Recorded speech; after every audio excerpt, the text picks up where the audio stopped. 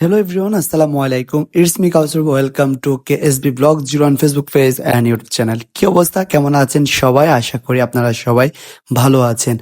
আর আমরা আজকে রওনা দিচ্ছি খুলনার উদ্দেশ্যে। আর অলমোস্ট সবাই নিচে দাঁড়িয়ে আছে, সবার সাথে নিচে গেলে দেখা হবে। চলেন যাওয়া যাক। নিচে আসার পরে শুনি টাইম নাকি হয়ে গেছে, তাড়াহুড়া করে আমরা একটা অটো নিয়ে চলে যাচ্ছি বাস স্ট্যান্ডে। এই যে প্রত্যেকবারে কাহিনী হবে, এখন হবে বাস আসবে হচ্ছে 11টা-12টা বাজে। হয়েছে বাস হচ্ছে ওপেন চিন্তায় চলতেছে আমাদের।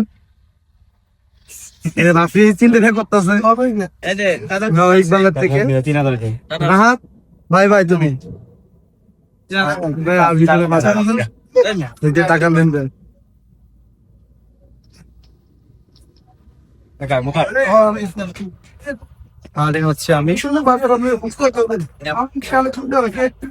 বিদায় দেওয়ার জন্য তারেকও আমাদের মাঝে হাজির হয়েছে। অবশেষে অপেক্ষার অবসান ঘটিয়ে আমাদের কাঙ্ক্ষিত বাস চলে আসছে। আমরা বাসে উঠে বসে পড়লাম আর এখানে একটু সবাই মজা মাস্তি করলাম। আমাদের খুলনা সফরের সঙ্গী 7 জন, আমি, ইকবাল ভাই, রাকিব ভাই, বাদল, খলিল ভাই, রাফি, তারপর হচ্ছে রাজা স্যার। আসলে আমাদের ট্যুরটা অনেক মজার হবে ইনশাআল্লাহ, দেখতে থাকে।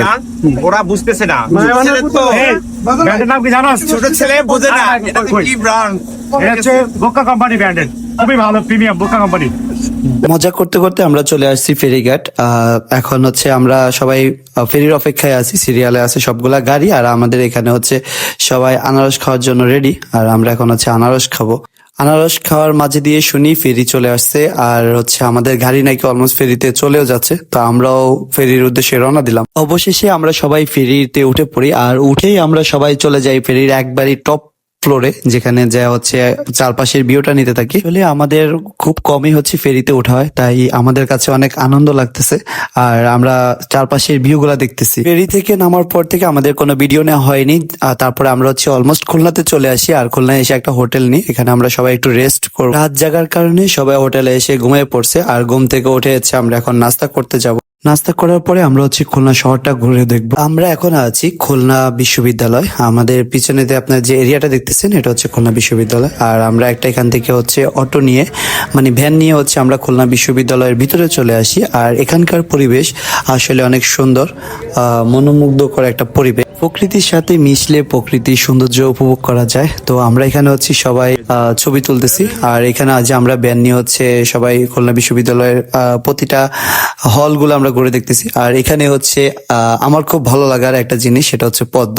এটা হচ্ছে দেশি পদ্মটা, খুব সুন্দর করে ফুটে আছে। আমি ওটা বললাম যে একটু ভিডিও করে নেন।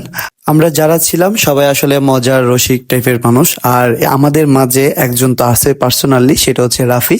ও হচ্ছে সবাইকে হচ্ছে মজার মাধ্যমে রাখে। যাই হোক, ভালো লাগলো আমরা সবাই যখন একসাথে ঘোরাফেরা করতেছি। আয়তনের দিক থেকে হিসাব করা হলে খুলনা বাংলাদেশের 4র্থ বৃহত্তম জেলা। আর যদি খুলনাকে শহরের দিক থেকে তুলনা করা হয় তাহলে 3য় বৃহত্তম শহর খুলনা। আমরা এখন আছি খুলনা কোস্টগার্ড এরিয়ার ভিতরে। এটা হচ্ছে রূপসা নদীর তীরে অবস্থিত। এখানে সকাল 10টা থেকে রাত 9টা পর্যন্ত ভিজিট করা যায়। হচ্ছে এত বড় একটা খেজুর গাছ লাগানোর প্ল্যান করে ভাই, লাগান তো ভাই, দেখি পারো নাকি ভাই। উনি নাকি খেজুর গাছ লাগান, এটা কোনদিন কথা?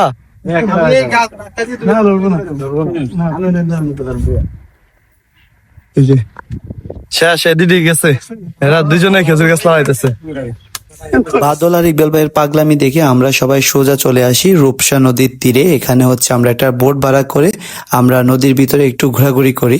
আর এখানে যারা বিবাহিত আছে তারা শুধু তাদের ফ্যামিলিতে তাদের বই নিয়ে অনেক টেনশনে আছে।